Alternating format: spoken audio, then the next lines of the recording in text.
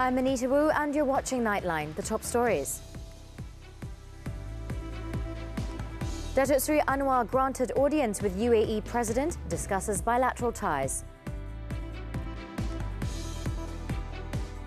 And Insolvency Amendment Act 2023 comes into force on Friday.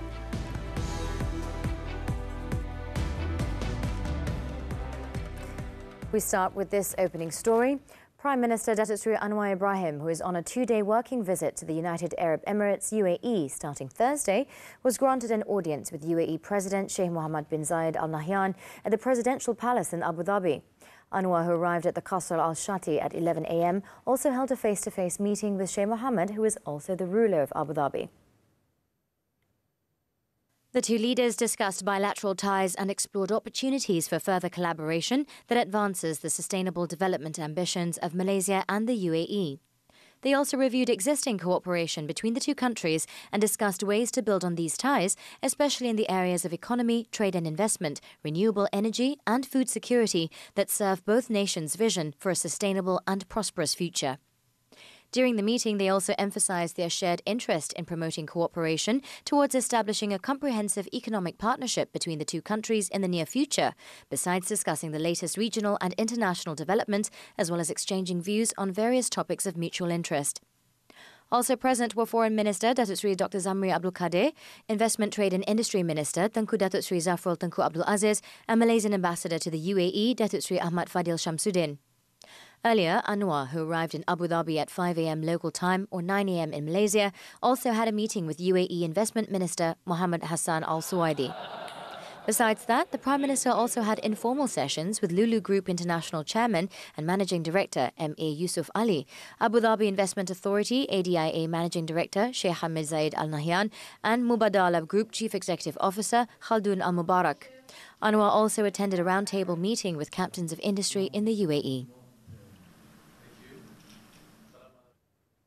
Malaysia is poised to become a regional leader in the energy transition and renewable energy industry as a result of the introduction of the Hydrogen Economy and Technology Roadmap HETR and the implementation of the National Energy Transition Roadmap NETR. Prime Minister Datuk Seri Anwar Ibrahim said HETR could potentially generate up to 12.1 billion ringgit in revenue and contribute between 49 billion ringgit and 61 billion ringgit to the country's gross domestic product by 2030. The text of Anwar's speech at the opening ceremony of the 14th International Green Tech and Eco Products Exhibition and Conference Malaysia, IGEM 2023, was read by Deputy Prime Minister Datuk Seri Fadilah Yusof. While the successful implementation of the HETR is poised to enable Malaysia to tap into the global green hydrogen market, estimated to be worth at least 189.19 billion. He added that the implementation of NETR, with its 6 energy transition levers and 5 enablers, is expected to uplift Malaysia's GDP value from 25 billion ringgit in 2023 to 220 billion ringgit and generate 310,000 jobs in 2050. He said the implementation of HETR was also expected to generate over 45,000 job opportunities over the same period.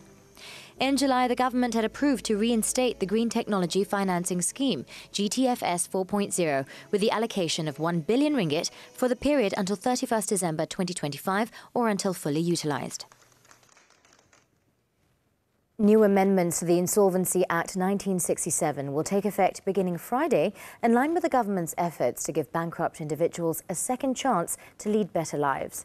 According to Law and Institutional Reform Minister Datuk Seri Azalina Othman Said, the enforcement of the Act reflects the government's commitment to ensuring that no segment of the population is left behind in the country's development. Azalina said the Cabinet agreed to the proposed amendments in March following a series of engagement sessions with stakeholders, including the Finance Ministry, Bank Negara Malaysia and the Attorney General's chambers.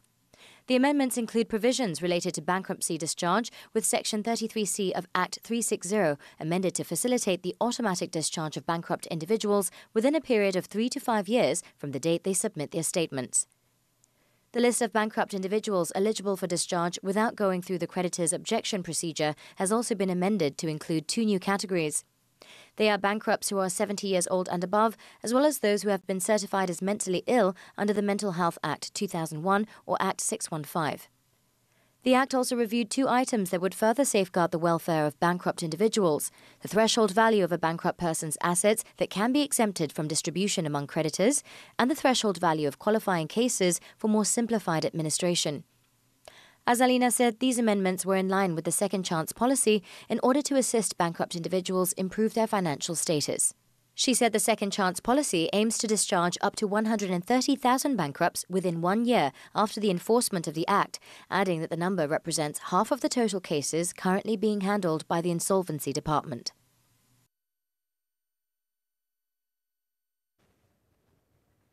In preparation for dealing with Disease X, a comprehensive pandemic plan, the expansion of vaccination campaigns and the provision of special pandemic allocations are vital, as recommended by the WHO. Health Director General Dr. Muhammad Razi Abu Hassan also stressed that individual healthcare, including a healthy lifestyle, is integral to preparedness against Disease X. In a statement, Dr. Muhammad Razi said continuous monitoring, proactive action, rational use of antibiotics, control measures and international cooperation were also required in preparing for the disease. Disease X is the name coined by the WHO in 2018 for an unknown pathogen with the potential to cause a worldwide epidemic. Compared to COVID-19, which causes less death, Disease X is expected to spread more easily, akin to measles, and may be life-threatening like Ebola.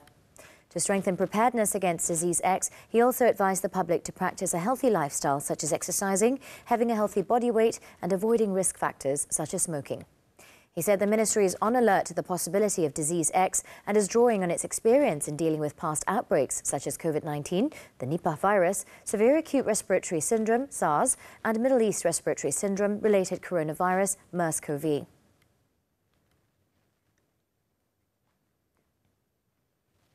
Several Perikatan Nasional PN state assemblymen in Pahang might defect the coalition to join the Pakatan Harapan and Barisan Nasional PHBN pact in the state. Deputy Prime Minister Datuk Seri Ahmad Zahid Hamidi, who is also BN chairman, said the insider information was revealed to him through the political grapevine. Zahid said the recent claim made by PN chairman Tan Sri Muhyiddin Yassin, who said 4 BN assemblymen were planning to join PN if the latter wins the ongoing Pelangai by-election, was merely propaganda in the run-up to the polls on Saturday. Walaupun itu propaganda mereka, tetapi kita juga mempunyai maklumat dalaman. Sebenarnya mereka juga akan bersama-sama dengan kami. Jadi cara yang terbaik ialah dengan mempropagandakan seolah-olah kita yang pergi ke sana. Sebenarnya mereka yang mahu jadi kerajaan di peringkat negeri. Jadi kita harap yang 4 itu datang daripada mereka. Muhyiddin, in a ceramah this past week, had made the claim that 4 BN assemblymen were supposedly planning to join PN if the latter wins the Pelangai by-election. The PHBN pact has 16 state assemblymen from BN and 6 from PH, while PN has 17 in the Pahang State Legislative Assembly. At the moment, Pahang is yet to gazette its anti-hopping law, which has been in operation at the federal level since October 5th last year. Following Muhyiddin's claim, Pahang Menteri Besar and State BN Chairman Datuk Seri Wan Rosdi Wan Ismail assured that all BN assemblymen had expressed support and loyalty to the coalition and would never abandon it. Zahid was met by the media after witnessing the exchange of TVET Programme Transformation Cooperation Memorandum documents between the government, government-linked companies, GLCs, and private companies in Putrajaya on Thursday. This week on Money Matters, the National Industrial Master Plan. What's the growth potential for SMEs? Towards Malaysia's industrial transformation, what strategies can SMEs adopt? The role of partnerships, collaborations and networking. Join us with Chin Chi Siong of the SME Association of Malaysia this Saturday 5 p.m. on TV3 and live HD stream on Tonton. Still on Nightline. Malaysia is still awaiting Indonesia's response concerning cooperation under the ASEAN Agreement on Transboundary Haze Pollution. Natural Resources, Environment and Climate Change Minister Nik Nazmi Nik Ahmad said Malaysia has yet to receive any response after sending a letter to the country and hopes to hear from them soon. Belum lagi, kita sudah hantar surat tersebut, sudah pun dihantar dan secara langsung juga kita hantar kepada kedutaan dan kita akan menunggu respons daripada mereka. On Wednesday, Nick Nazmi said that the letter had been sent to his counterpart in Indonesia following instructions from the Prime Minister to coordinate with his ASEAN counterparts to address the transboundary haze issue. In the meantime, he said that according to the latest data from the ASEAN Specialized Meteorological Center, ASMC, that is based in Singapore, there were 9 hotspots detected in Sarawak, while in Indonesia there were 16 hotspots in Sumatra and 193 in Kalimantan.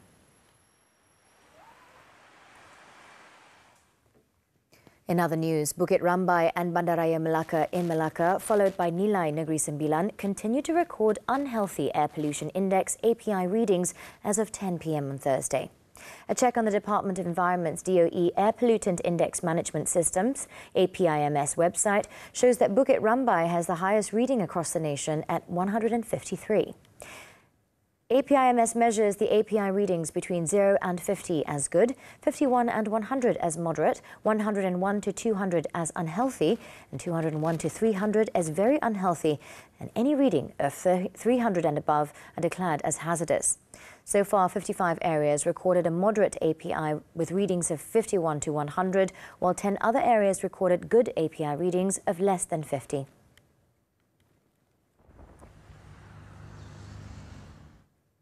Meanwhile, reports on Indonesia's poor air quality continued on Thursday, particularly in the South Kalimantan and Central Kalimantan provinces, prompting school closures until October 7th due to the worsening smoke from forest fires.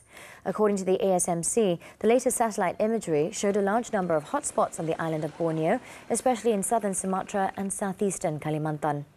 Over Kalimantan, moderate hazy conditions continued to envelop many parts of its southern regions, but the extent of the haze could not be fully ascertained due to thick clouds covering the area. With dry weather forecasted to persist over its regions for the next few days, ASMC said hotspot activity is likely to remain elevated over fire-prone areas. It added hazy conditions are expected to be widespread as well, thus the risk of transboundary haze occurrences would remain, with the prevailing winds forecasted to continue blowing from the southeast or southwest.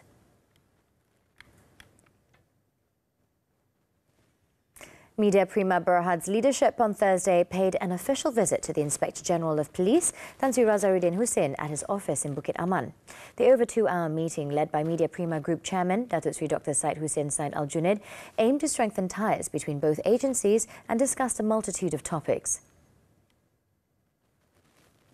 Media ni dekat dengan saya, dia akan beri maklumat yang lebih tepat. Dengan pertanyaan-pertanyaan pihak media kepada kita. Mungkin kita beri maklumat sedikit, tetapi pihak media ni dia kreatif. Ada lagi perkara yang dia nak tanya untuk masyarakat. Razaruddin emphasized that the media served a crucial function, particularly in delivering precise information that can indirectly enhance the image of the police. He added that the media is an intermediary in conveying accurate and true information from the police to the community.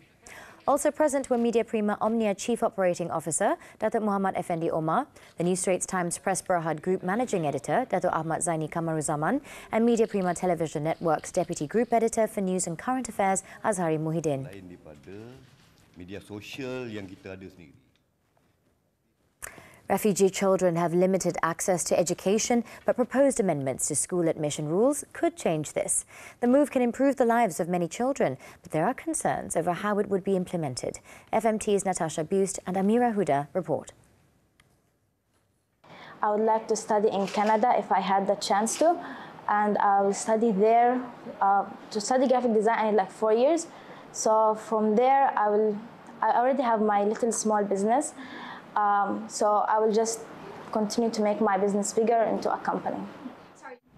14-year-old Dunia's dream of becoming a graphic designer is one that other kids may share.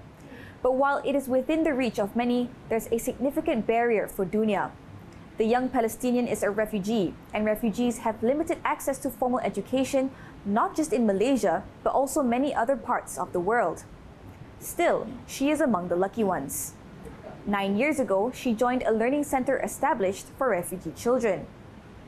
According to the United Nations High Commissioner for Refugees, 2 out of every 3 refugee children lack access to any form of formal education. As of June this year, around 41,000 school-aged children are registered with UNHCR in Malaysia. But change is on the horizon. In June, the Education Ministry said it was looking into the possibility of amending school admission rules to ensure children, including non-citizens and the undocumented, have access to education. However, there have been no details on if and when the proposal will be implemented. The idea is encouraging and progressive, but there's a need to do it right.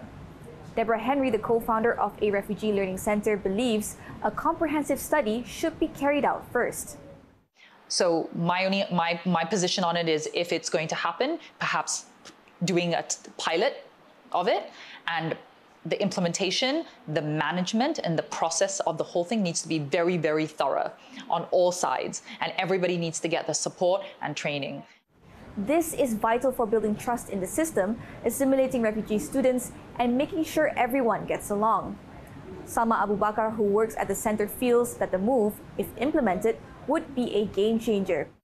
I think public schools would give them more opportunities, more education levels, more subjects to learn, because what we can provide is just English, math, science, the basics. But maybe if they go to a public school, they would get more opportunities there, more expert teachers working there.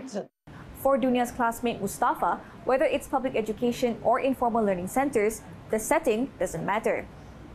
For the 17-year-old Somalian, it's all mind over matter.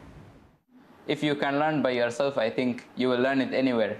Even if it's just a roof made of cloth, I think you can learn anywhere. Natasha Bust and Amira Huda, FMT for Nightline.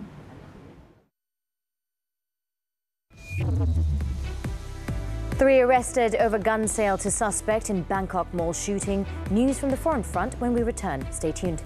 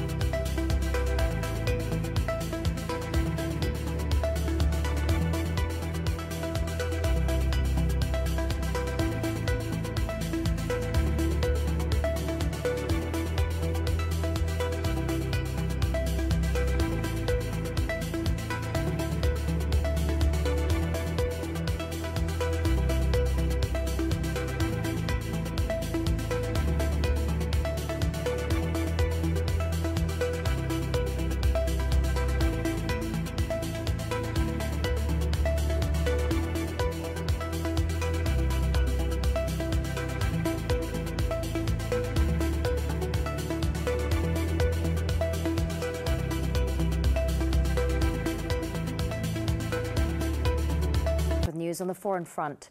Three men were separately arrested in Yala and Bangkok for allegedly selling firearms, including a blank gun and ammunition, to a 14-year-old boy who went on a shooting rampage inside Siam Paragon shopping mall in Bangkok on Tuesday, which left 2 foreign nationals dead and 5 others wounded. Authorities on Thursday apprehended 2 of the 3 suspects at a house in Yala at about 1 a.m. local time for colluding in illegal possession of firearms and ammunition and selling firearms and ammunition without permission. The third suspect, in the meantime, was arrested in Bangkok. The arrest came after a police investigation found that the 14-year-old boy previously contacted an online gun seller expressing his interest in firearms. He then placed an order for 9mm bullets and a modified blank gun, which were later used in the deadly shooting at the shopping centre. Following this incident, Deputy Prime Minister Anita Chanivariakul on Thursday said all existing gun control laws will be reviewed and amended as necessary to ensure public safety, stressing that only authorised individuals should be permitted to carry guns in public.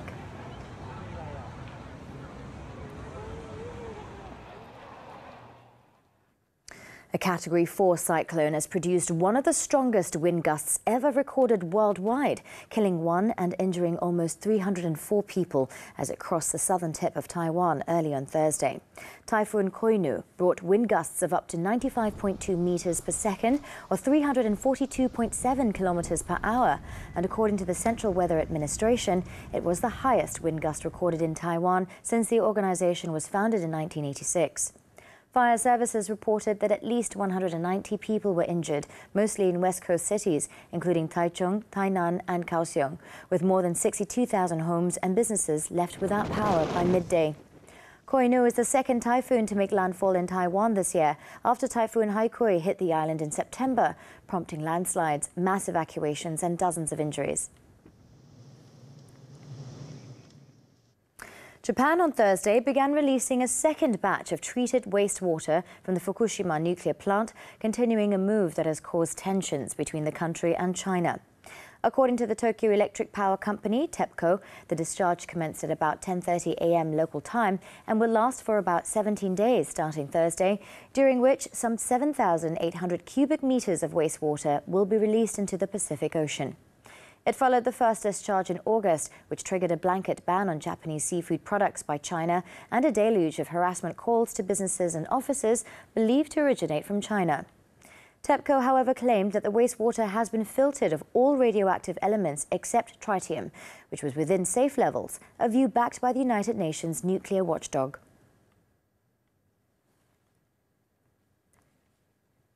At least 14 people were killed and 102 others, including 22 army personnel, were missing following a deadly glacial lake burst in northeast India.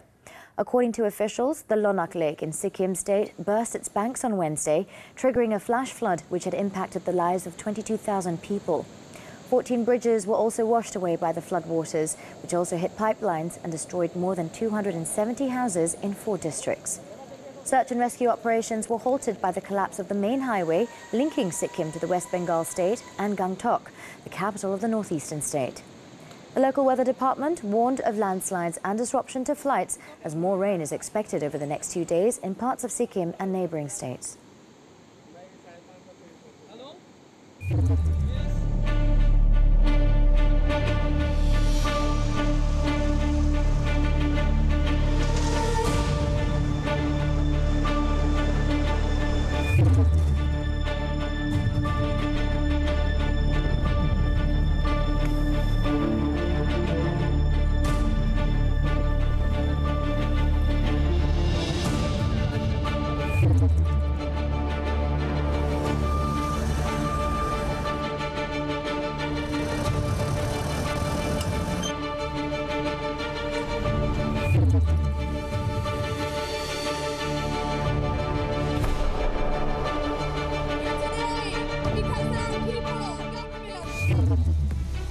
Up next, nation's 27-medal target secured. Action from Hangzhou right after this breather. See you after the break.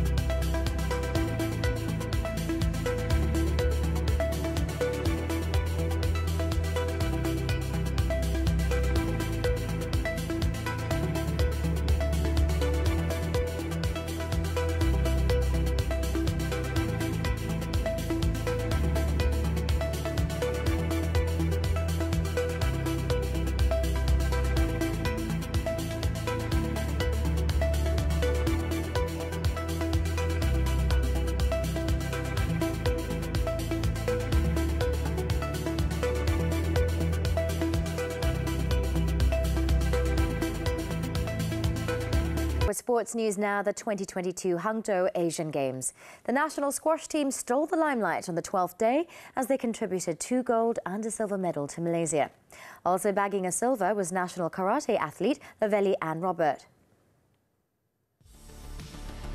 Flag bearer S. Sivasangari delivered Malaysia's 4th gold medal when she topped the women's singles event on Thursday. Sivasangari defeated Hong Kong's top seed Chan Sin-yuk 8-11, 15-13, 10-12, 11-9, 12-10 in the 64-minute final. For the 24-year-old Sivasangari, it was her 2nd Asian Games title after leading the country to victory in the women's team event. Ng Yen Yao resumed Malaysia's domination in the squash event when he delivered the 5th Asian Games gold medal. The 2nd seed overcame a first game blemish to beat India's top seed Saurav Ghosal 9-11, 11-9, 11-5, 11-7 in the men's singles final. The national squash team won a total of 3 gold, 1 silver and 1 bronze. Malaysia's hope of a clean sweep in the squash event, however, failed to materialise after national mixed doubles of Shafiq Kamal and Aifa Azman had to be satisfied with silver. The pair put up a good fight against India's Asian champions Harinepal Singh Sandhu and Deepika Pallikal, but lost 10-11, 10-11 in the final. In the karate event, Lovely and Robert clinched a surprise Asian Games silver medal for Malaysia in the women's kata event. The Sabahan scored 39.80 points in the final, while Tokyo Olympics silver medalist Kiyo Shimizu won gold after garnering 42.60 points. Malaysia also bagged one bronze medal on the 12th day of the tournament. The national compound archers delivered the bronze medal in the men's team event. Juwaidi Mazuki, Alang Arif Akilgaz and Shafiq Mat Arifin defeated Taiwan's Chang Cheng-wei, Chen Che-lun and Yang Che-jui 228-208 in the playoff.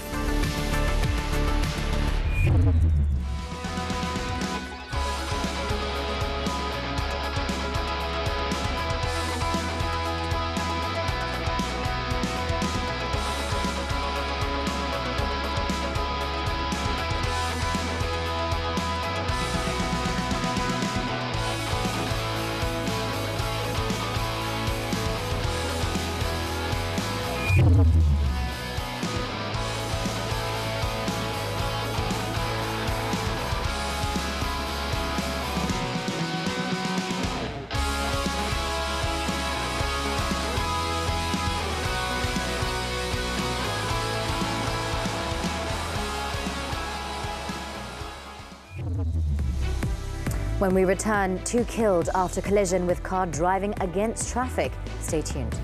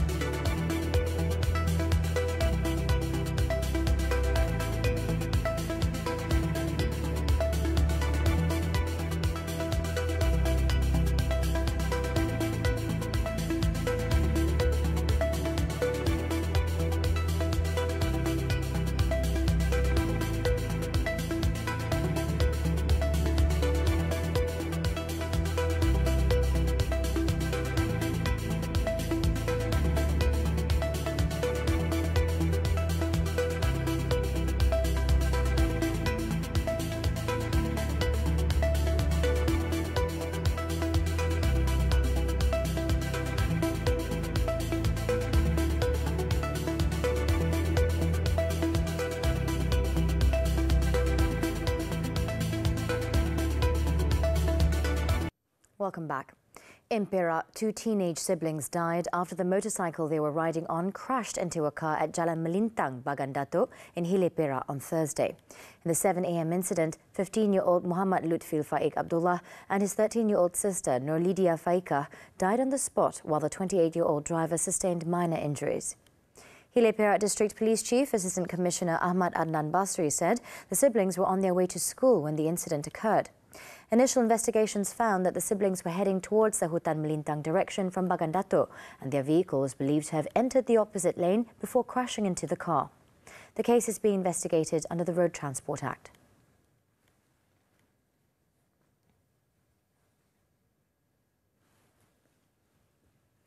Over in Johor, 2 people were killed after a vehicle travelling against the flow of traffic crashed into them at Jalan Sultan Ismail in Iskandar Puteri on Thursday.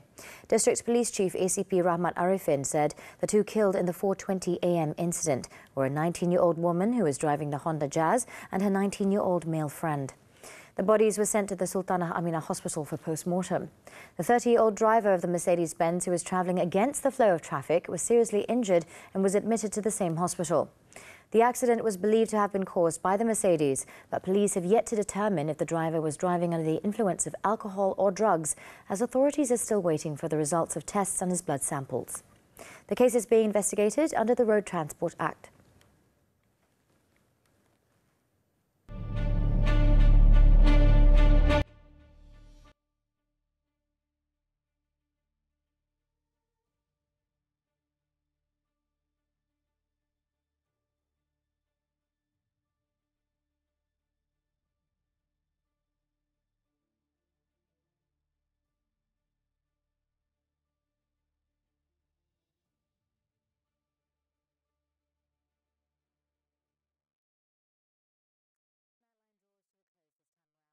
Before we leave, let's explore a fascinating light carnival in Zikong City, China, showcasing an immersive experience and breathtaking scenes for holidaymakers to share the festive joy during the Golden Week. With that, I'm Anita. Thank you for watching and be well, Malaysia.